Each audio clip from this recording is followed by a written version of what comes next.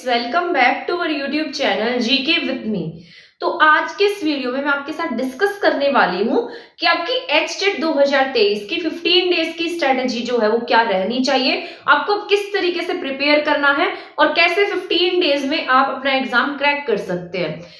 इसके साथ साथ हम जानेंगे कि इसमें आपको कौन से सब्जेक्ट पर अब ज्यादा फोकस्ड रहना है, क्योंकि इससे पहले जो मैंने आपको स्ट्रेटेजी बताई थी वो मैंने आपको आपके 25 डेज के अकॉर्डिंग स्ट्रेटेजी बताई थी, उसके अकॉर्डिंग आपको अपना सिलेबस कवर करना था। लेकिन आज जो ये वीडियो रहेगी इसमें आपको मैं बताने वाली हूँ कि आपको रिवीजन कैसे करनी है, प्रैक्टिस कैसे करनी है, क्वेश्चंस कैसे करने हैं। ठीक है, तो ये वीडियो को आप ध्यान से सुनिएगा, लास्ट तक सुनिएगा, आपके लिए बहुत ज्यादा यूजफुल रहने वाली है। ठीक है, तो लास्ट तक इस वीडियो में बने रहिएगा। ये वीडियो जो है वो मेरे खुद के एक्सपीरियंस पर मैं सारी बातें जो है वो आपको अपने एक्सपीरियंस के बेस पर बता रही हूँ, क्योंकि मैंने अपना जो एस्टेट ट्रैक किया था तब मुझे जो जो प्रॉब्लम क्रिएट हुई, मैं चाहती हूँ कि आपके साथ वो प्रॉब्लम ना आए और मैं आपको सारा का सारा डिस्कस करूंगी कि आपको कैसे अपनी प्रिपरेशन करनी है। ठीक है, तो लास्ट तक इस वीडियो में बने रहिएगा। तो अभी जैसा कि आपको पता है आपका जो एस्टेट का एग्जाम है वो 2 और 3 दिसंबर को कंडक्ट होने जा रहा है। तो आप ये लगाकर चले आपके पास ओनली 15 डेज का टाइम है और इस 15 डेज को अब आपको वेस्ट बिल्कुल भी नहीं करना है, आपको अपने एग्जाम के लिए अच्छे से प्रिपेयर करना है। ठीक है, और ज्यादा हेडेक भी नहीं लेनी है कि पता नहीं क्या होगा, पता नहीं हमारा एग्जाम कैसा होगा, मतलब ये सब थॉट मत लाना अपने दिमाग में, क्योंकि ऐसा नहीं है कि बहुत ज्यादा आपको टफ पेपर देना है, क्योंकि जैसा कि आपको पता है एस्टेट अदर्स एग्जाम्स के कंपैरिजन में टफ आता है। जैसे आपका सीटेट है वो बहुत इजी आता है, लेकिन एचटेट जो है इसका लेवल हमेशा ज्यादा रहता है। पीआरटी फिर भी ठीक ठाक होता है, इसके बाद टीजीटी मॉडरेट लेवल होता है, लेकिन पीजीटी का जो लेवल है ना वो हमेशा ही टफ देखने को मिला है, चाहे वो कोई भी सब्जेक्ट हो पीजीटी में, चाहे उसमें आपका कॉमन सेक्शन लगा लीजिए, चाहे आपका सब्जेक्टिव लगा लीजिए, पीजीटी का लेवल हमेशा ही थोड़ा हाई रहता है। जो ऐसा बोल देते हैं ना कि हरियाणा जीके में 8 आ जाएंगे, सीडीपी में 29 आ जाएंगे, ये तो बस वहम होता है आपका, वहम क्रिएट करने की कोशिश की जाती है। मैं आपको सच बता रही हूं, अगर आपके 90 प्लस मार्क्स भी आते हैं ना तो भी आपको इसमें कोई वो नहीं है, आपके पास होने के बाद इन मार्क्स को कोई नहीं पूछेगा, बस ये आपका क्वालिफाई होना चाहिए। अगर आप 90 मार्क्स भी ले लेते हैं ना तब भी आप उस 110 वाले के बराबर होते हैं। तो आप पहले अपना टारगेट ये बनाकर चले कि हमें अपने एस्टेट को बिल्कुल क्वालिफाई करना है, चाहे उसके लिए हमें कितना भी पढ़ना पड़े। ये मत लगाकर चलो कि हमें 110 लेने हैं, 120 लेने हैं, 130 लेने हैं, अगर ये इतने नहीं आ रहे तो हमें टेंशन हो जाएगी। ऐसी जो भावनाएं हैं वो अपने मन में लाने की कोशिश मत करो। सबसे पहले अपना एक टारगेट सेट करो कि अगर मेरे मान लो यहाँ पर 100 मार्क्स भी बन रहे हैं या 95 प्लस मार्क्स बन रहे हैं, तो आप पहले तो अपना 100 प्लस लगाकर चले। अगर आपके यहाँ 100 प्लस मार्क्स बनते हैं तो आप ये सोच सकते हैं कि आपका वहां पर एग्जाम क्रैक हो सकता है। अगर यहीं पर आप 90 पर अटक जाते हैं, 87 पर, 88 पर, 85 पर ऐसे अटक जाते हैं, तो इसका मतलब अभी आपको और भी प्रैक्टिस करने की नीड है, क्योंकि वहां पर जो पेपर का लेवल है वो पता नहीं, जो आप यहाँ पर मान लो कोई भी टेस्ट सीरीज दे रहे हैं, अब जो आपका स्टेट का एग्जाम बनेगा अब आपको पता नहीं है कि वहां पर उसका लेवल क्या रहने वाला है। मान लो हाई लेवल आ जाता है तो आप ये लगाकर चले, अगर आप इतने स्कोर पर है ना 84, 85, 86, 87, 88, 89 यहाँ तक के स्कोर पर है, तो आप ये मानकर चले कि अभी आपको बहुत ज्यादा प्रैक्टिस की नीड है। अगर इस स्कोर पर है तो आप एग्जाम में भी कहीं ना कहीं स्कोर पर अटक सकते हैं, तो आपको अभी बहुत ज्यादा प्रैक्टिस की नीड है और रिवीजन की नीड है। आपको यहाँ पर मल्टीपल टाइम्स रिवीजन करनी है। जितने भी सब्जेक्ट मैंने यहाँ पर लिखे हैं इनके बारे में बताऊंगी, किस पर फोकस्ड रहना है आपको, कैसे आपको प्रैक्टिस करनी है। तो आप अगर मान लो इन टाइम में जो आपका 15 डेज है, इस टाइम में आप जितनी ज्यादा रिवीजन करें, क्योंकि मुझे लगता है मोस्ट ऑफ कैंडिडेट का सिलेबस कवर हो गया होगा, अगर नहीं भी हुआ है तो आप जल्दी से अपना सिलेबस कवर कर लें, तो वो टेंशन की नीड नहीं है। तो यहाँ पर अगर मान लो आपका सिलेबस जो है 5 डेज पहले भी सारा कंप्लीट हो जाता है, तब भी आप उसको बहुत अच्छे से रिवाइज कर सकते हैं, कहीं ना कहीं से प्रैक्टिस क्वेश्चन कर सकते हैं। और मान लो अगर आपने अच्छे से पढ़ा है, बहुत अच्छे से पढ़ा है, उसके 2-3 बार क्वेश्चन सोल्व कर लिए हैं, तो भी आप आराम से इसको क्रैक कर सकते हैं। तो ये 15 डेज की स्ट्रेटेजी मैं बता रही हूँ। सीडीपी के बारे में बता रही हूँ, जैसे मान लो आपने कहीं से भी सीडीपी पढ़ी है, कहीं से भी कोई भी, चाहे आपने कोई बुक पढ़ी हो उसके लिए, चाहे आपने उसके लिए कोई नोट्स पढ़े हो, या आपने अपने खुद के नोट्स कहीं ना कहीं से बना रखे हो, तो जहां से भी आपने पढ़ा है उनकी मल्टीपल टाइम्स रिवीजन कीजिए। जितनी ज्यादा बार हम उन चीजों को पढ़ेंगे उतने हमारे कंसेप्ट क्लियर होते जाएंगे। उसके साथ साथ मोस्ट इंपॉर्टेंट है आपको इसमें अपने बहुत सारे क्वेश्चन प्रैक्टिस करनी है, क्योंकि मान लो अगर आप क्वेश्चन प्रैक्टिस कर लेते हैं, क्योंकि ना आपका यहाँ पर ऐसा होता है, जैसे कई बार हमें कंसेप्ट समझ में आ जाते हैं, लेकिन एग्जामिनर जो है ना वो ऐसे हमसे क्वेश्चन पुट करता है कि हम उसमें कंफ्यूज हो जाते हैं। हमने पढ़ा हुआ तो वो टॉपिक होता है, लेकिन हमने यहाँ प्रैक्टिस नहीं की होती, तब हम एग्जाम में क्या हो जाते हैं, उसमें कंफ्यूज होते हैं और उसको गलत टिक कर देते हैं। और सीडीपी तो ऐसा ही सब्जेक्ट है, ये ज्यादा से ज्यादा आपकी क्वेश्चन प्रैक्टिस मांगता है। तो सीडीपी में आपने जहां से भी पढ़ा है उसकी कंप्लीट रिवीजन कर दो। कंप्लीट रिवीजन के बाद इसके मल्टीपल टाइम्स रिवीजन करने के बाद आपको इसके जितने क्वेश्चन प्रैक्टिस हो सके उतने ज्यादा क्वेश्चन करने हैं। ठीक है, ये क्वेश्चन आपको कहीं से भी अवेलेबल हो जाएंगे। एस्टेट के प्रीवियस ईयर के क्वेश्चन कर दो। सीटेट में जो ऑफलाइन पेपर होते थे सीटेट के, ऑनलाइन वाले तो बहुत इजी आते थे, बट जो ऑफलाइन हुए हैं वो वाले प्रैक्टिस सेट कर सकते हैं। ठीक है ना, 4-5 पेपर आपको मिल जाएंगे, कहीं से भी किसी भी साइड से देख लेना। सीटेट के प्रीवियस ईयर के पेपर जो ऑफलाइन वाले हैं उनमें जो सीडीपी आई है वो आप अच्छे से कर लेना, क्योंकि ऑनलाइन वाला बहुत इजी है। ठीक है, तो वो सीडीपी कर सकते हैं। इसके साथ एस्टेट की तो आपको करनी ही करनी है, क्योंकि वैसा ही आपका पैटर्न रहता है। ठीक है, तो आपको यहां से अपना जो सीडीपी का सिलेबस है वो ऐसे कवर करना है, मल्टीपल टाइम्स रिवीजन एंड बहुत सारी प्रैक्टिस। क्या, क्योंकि ये 30 मार्क्स के आते हैं और 30 मार्क्स कम नहीं होते। मैं आपको एक बार बता देती हूँ, एस्टेट में अगर आपके सीडीपी में 25 प्लस मार्क्स भी बन जाते हैं ना, तो भी बहुत बड़ी बात हो जाती है। क्योंकि मैंने देखा है स्टेट में बहुत सारे कैंडिडेट होते हैं जो 15 से ऊपर भी नहीं जा पाते। सीडीपी जो है स्टेट की थोड़ी सी टफ आती है, तो आपको यहाँ पर इतने अच्छे से प्रैक्टिस करनी है कि आपके 25 प्लस मार्क्स बन जाए। मैं ये नहीं कहती सीडीपी में आपके 28 मार्क्स आ जाएंगे, 29 मार्क्स आ जाएंगे, 30 मार्क्स आ जाएंगे, ये तो पॉसिबल ही नहीं है। ठीक है ना, जो सच है मैं आपको वही बता रही हूँ। तो आपको अपने सीडीपी का टारगेट 25 प्लस लेकर चलना है, एंड देन आपका जो टारगेट है वो 25 ऐसे 25 से 1-2 कम भी हो सकता है और 1-2 ज्यादा भी हो सकता है, अगर आपने अच्छे से प्रैक्टिस किया तो ये हो गई सीडीपी की बात। ठीक है, इसके लिए आप कहीं से भी पढ़ सकते हैं, जहां से भी। अगर आपने मेरे नोट्स लिए तो उनको मल्टीपल टाइम्स जो है वो रीड कर दीजिए। कर लेते हैं हिंदी एंड इंग्लिश पेडागोजी की। तो मैं आपको बता देती हूँ, हिंदी एंड इंग्लिश पेडागोजी में बहुत ज्यादा टेंशन लेने की नीड नहीं है।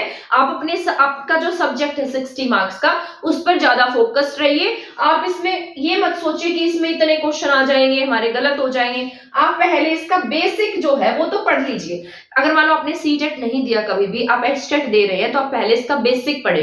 बेसिक पढ़ने के बाद जितने भी क्वेश्चन आए हैं, बेसिक हो, एक बार अगर आपका बेसिक क्लियर हो जाएगा, अगर आपने बेसिक भी पेडागोजी पढ़ ली है ना, तो वहां से भी ये लगाकर चलो, आपके 4-5 क्वेश्चन आराम से ठीक हो जाएंगे।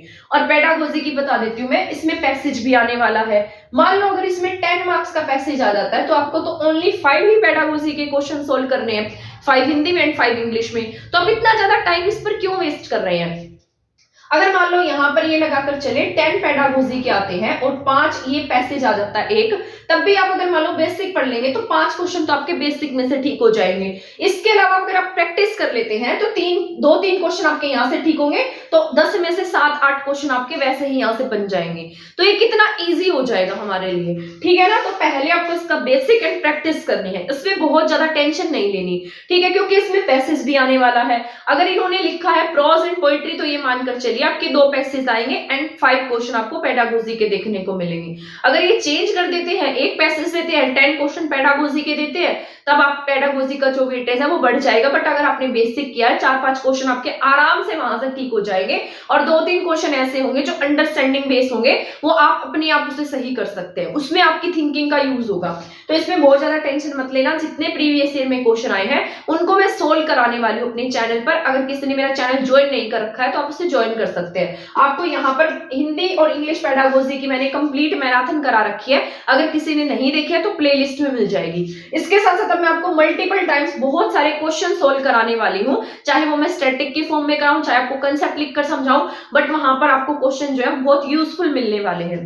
इसके बाद मैथ रीजनिंग की बात कर लेते हैं। मैथ रीजनिंग जो है, मुझे पता है बहुत सारे कैंडिडेट जो है उन्हें मैथ और रीजनिंग से डर लगता है मेरी तरह, क्योंकि मेरे बाकी सब्जेक्ट अच्छे हैं, मैथ रीजनिंग मेरा भी अच्छा नहीं है। मतलब रीजनिंग फिर भी ठीक है, मैथ में फिर भी मुझे खौफ रहता है। तो बहुत सारे कैंडिडेट ऐसे होते हैं जो मैथ रीजनिंग को लेकर मतलब उनके मन में कहीं ना कहीं डर होता है। तो अगर मान लो आप इनके प्रीवियस ईयर कर लेते हैं मैथ रीजनिंग में, पीवाईक्यू सॉल्व कर लो, और जो जो टॉपिक दे रखे हैं उनको अच्छे से कर लो, जो पेपर में टॉपिक आए हुए हैं।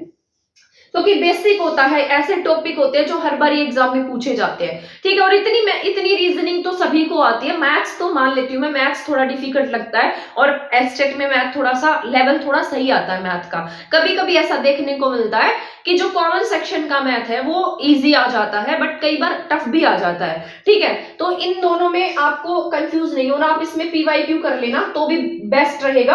आपने पीवाईक्यू क्वेश्चन अगर सोल्व किए हैं, अच्छे से सोल्व किए हैं, अच्छे से उनके कंसेप्ट देखे हैं, सारे टॉपिक अच्छे से पढ़े हैं, तब तो आप इसमें आराम से 15 प्लस मार्क्स ले आएंगे, ठीक है। तो ये आपको यहाँ पर इतना टारगेट अपना लेकर चलना है। अब हम मोस्ट इंपोर्टेंट बात कर लेते हैं हरियाणा जीके की, जो आपकी 10 मार्क्स की रहने वाली है। हरियाणा जीके के बारे में मैं आपको बता देती हूँ। जो हरियाणा जीके है ना, हरियाणा जीके की बात कर लेते हैं।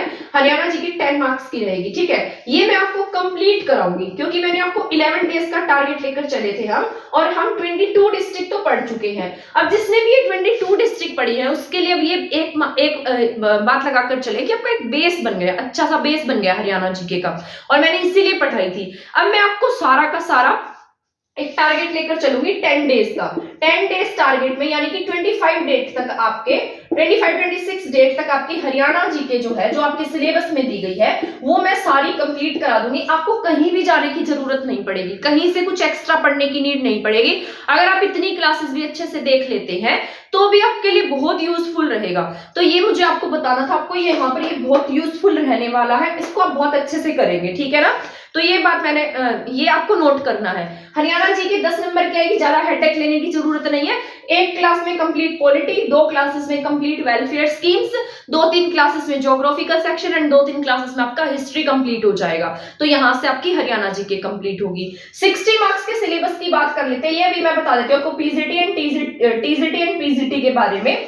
इसमें आपको अपनी जो भी बुक्स दी गई है, चाहे एनसीईआरटी में कितनी भी बुक्स हैं, 1 बुक है, 2 बुक है, जितनी भी बुक मिलती है आपको वो पढ़नी है, साथ साथ उसके क्वेश्चन सोल्व करने हैं। मान लो आप इंग्लिश से एस्टेट दे रहे हैं तो आप गाइड पढ़ लीजिए और उसके पीछे जितने क्वेश्चन दिए उनको जरूर सोल्व कीजिए। क्योंकि कई बार ऐसे हम ना रीड कर जाते हैं बट हमें ध्यान में नहीं रहता। कई बार जैसे एज पूछ लेता है, जैसे इस चैप्टर में एक लड़की थी, उसकी एज कितनी थी, वो कौन से शहर जा रही थी, वो क्या काम कर रही थी, तो ना हमें ऐसे याद नहीं रहता, क्योंकि बहुत सारे चैप्टर होते हैं। लेकिन अगर जब हम उनके एमसीक्यू क्वेश्चंस जो होते हैं पीछे वाले वो भी सॉल्व करते हैं, तब हम एग्जाम में उसको रिकॉल कर लेते हैं। ये मैं अपने एक्सपीरियंस पे बता रही हूँ। अगर किसी का मन करे एमसीक्यू क्वेश्चन सॉल्व करने का तो वो जरूर कीजिएगा। आजकल तो हर जगह ही बुक्स मिल जाती हैं, आस पड़ोस में बच्चे मिल जाते हैं, उनसे बुक लेकर पढ़ लेना तो हेल्प मिलेगी। तो ये बात हो गई आपके 60 मार्क्स की। अब ईवीएस की बात कर लेते हैं। ईवीएस जो आपके पीआरटी में आती है, पीआरटी के ईवीएस की मैंने आपको स्टार्ट कराई हुई है। आपकी ये जो ईवीएस है ना, वो आपके सीटेड बेस हो गई है, क्योंकि आपके सिलेबस में यही दिया गया है। अब अगर मान लो सिलेबस में ये ईवीएस दी है तो हमें पढ़नी भी तो यही पड़ेगी। मैं और अलग से सिलेबस आपको कहां से पढ़ा सकती हूँ? अगर आपके सिलेबस में दिया है तब आपको यही ईवीएस पढ़नी है, तो ये मैं आपको करा रही हूँ। अभी आपकी 3 से 4 क्लासेस होंगी ईवीएस की, देन आपकी ईवीएस पूरी कंप्लीट हो जाएगी। और इसके साथ साथ पेडागोजी की बात कर लेते हैं। पेडागोजी में आपको कंप्लीट मैराथन कराने वाली हूँ, तो इसमें आपको टेंशन की कोई जरूरत नहीं है। ये सिलेबस आपका जो ईवीएस की मैराथन जो है, इस संडे तक मैं आपको कंप्लीट करा दूंगी, मैराथन, पेडागोजी एंड आपका ईवीएस का कंप्लीट सिलेबस, ठीक है। तो चैनल के साथ बने रहिएगा। ईवीएस आपका 30 मार्क्स का अच्छे से तैयार हो जाएगा, इसके बाद क्वेश्चन प्रैक्टिस कराऊंगी मैं, ठीक है। तो चैनल के साथ बने रहिएगा। तो ये सारा का सारा आपका स्ट्रेटेजी रहने वाली है। मैथ्स मेरा जो है ना, मैथ्स मेरा सब्जेक्ट नहीं है, तो मैथ्स के लिए मैं आपको कुछ सजेस्ट नहीं कर सकती। मैथ के लिए आप अपना प्रीवियस ईयर कीजिए, जो टॉपिक आए हैं, ज्योमेट्री वाला जो टॉपिक होता है, एडवांस मैथ होता है, उस पर ज्यादा फोकस रहिए, ठीक है ना। तो मैथ्स मेरा सब्जेक्ट नहीं है। बाकी जितनी स्ट्रेटेजी थी वो मैंने आपके साथ शेयर की है, तो आपको ये सारा अच्छे से करना है। इसके साथ साथ प्रैक्टिस जरूर करनी है। इन 15 डेज में आपको सिर्फ रिवाइज ही नहीं, प्रैक्टिस भी करनी है। तो प्रैक्टिस मस्ट है, आपको प्रैक्टिस जरूर करनी है। तो ये बात आपको याद रखना है, ठीक है ना। जरूर से जरूर प्रैक्टिस साथ साथ करते जाइए, साथ साथ क्वेश्चन सोल्व करते जाइए, साथ साथ टेस्ट सीरीज लगाते जाइए। जहां से भी आपने टेस्ट सीरीज ज्वाइन की हुई है, जहां से भी आप ऑफलाइन पेपर देते हैं, कहीं से भी सोल्व करते हैं, या फिर मैं आपको एक बेस्ट तरीका बताती हूँ। ऐसा कीजिए, मार्केट में ना आजकल वो एमसीक्यू वाली सीट्स आ जाती है, ठीक है। वो उनको बोला 150 क्वेश्चन वाली सीट दे दो, तो वो गोले वाली सीट दे देगा आपको, ठीक है। वहां पर आप क्या करना, आपके पास कोई भी ऑफलाइन पेपर है, इसको पहले फिल करके देख लेना। अगर कोई क्वेश्चन पेपर करते ही हो तो इन पे ही सोल्व कर लेना। ऐसे क्या होगा, पेपर में अपने क्वेश्चन गलत नहीं करेंगे और यहाँ पर आपको पता लग जाएगा कि आपको कैसे पेपर सोल्व करना है। तो ये वाली जो शीट वाला है ना, ये आपके लिए यूजफुल हो जाएगा। तो आप यहाँ पर भी इसका यूज कर सकते हैं। मार्केट में शीट्स मिल जाती है, ये ऐसे ये जो गोले वाली शीट होती है, तो यहाँ वहां से आप पता करेंगे तो आपको ये शीट मिल जाएगी, वहां से आप ये क्वेश्चन सोल्व कर सकते हैं। तो आपके लिए यूजफुल हो जाएगा। ठीक है, तो यही मुझे बताना था आपको आज की इस वीडियो में। अभी मिलेंगे हम नेक्स्ट वीडियो में 10 डेज टारगेट हरियाणा जी के। चैनल के साथ बने रहिएगा, चाहे पीआरटी दे रहे हो, चाहे टीजीटी, चाहे पीजीटी, तीनों के लिए बहुत ज्यादा हेल्पफुल क्लासेस रहेंगी। शायद ही यूट्यूब पर आपको कहीं भी ऐसा कंटेंट देखने को मिलेगा। ये जो मैं चैनल पर आपको कराऊंगी, इसमें जैसे सारी हिस्ट्री कराऊंगी मैं आपको। हिस्ट्री की 3 से 4 क्लासेस रहने वाली है, टाइप ऑफ मैराथन्स रहेंगी वो भी, तो आपको वो अच्छे से करनी है। इसके साथ साथ वेलफेयर स्कीम्स जो है वो भी 2 से 3 क्लासेस में कंप्लीट होंगी, क्योंकि एक क्लासेस में पुरानी वेलफेयर स्कीम्स होंगी, एक में नई वेलफेयर स्कीम्स होंगी, तो वो भी यूजफुल रहेंगी। पॉलिटी में आपको जितने मिनिस्टर है, किसके पास कौन सी मिनिस्ट्री है, कहां से कौन सी सीट है, राज्यसभा सीट कौन सी है, लोकसभा सीट कौन सी है, सारा कराने वाली हूं। तो लास्ट तक चैनल के साथ बने रहिएगा, तो आपके लिए यूजफुल रहने वाला है। ठीक है, और चैनल को शेयर कर दीजिएगा, वीडियो को शेयर कर देना। चैनल को सब्सक्राइब नहीं किया तो सब्सक्राइब कर देना। आखिरी आने वाले टाइम में आपके लिए हमारा चैनल बहुत यूजफुल रहेगा, बहुत यूजफुल कंटेंट मिलेगा। अगर आप एचटेट के बाद सीटेट देना चाहते हैं तब भी आपके लिए ये चैनल जो है यूजफुल रहने वाला है, और सारा कंटेंट मेरे एक्सपीरियंस पर बेस्ड रहेगा। ठीक है, तो आप चैनल को ज्वाइन कर सकते हैं, बिल्कुल फ्री क्लासेस आपके लिए, तो आप इसको ज्वाइन कर सकते हैं। ठीक है, अगर मान लो आपको अभी भी नोट्स चाहिए सीडीपी के, हिंदी एंड इंग्लिश पेडागोजी के, और इसके साथ साथ ईवीएस के, तो आप मुझे कमेंट सेक्शन में जो नंबर दिया गया है वहां पर जो है मुझे मैसेज करेंगे व्हाट्सएप पर, तो आपको नोट्स अवेलेबल हो जाएंगे। बट नोट्स जो है वो आपके पेड रहने वाले हैं, तो आप मुझसे पूछ लीजिएगा। ठीक है, अगर किसी को चाहिए है तो मिलेंगे नेक्स्ट वीडियो में। तब तक चैनल के साथ बने रहें। थैंक यू, धन्यवाद।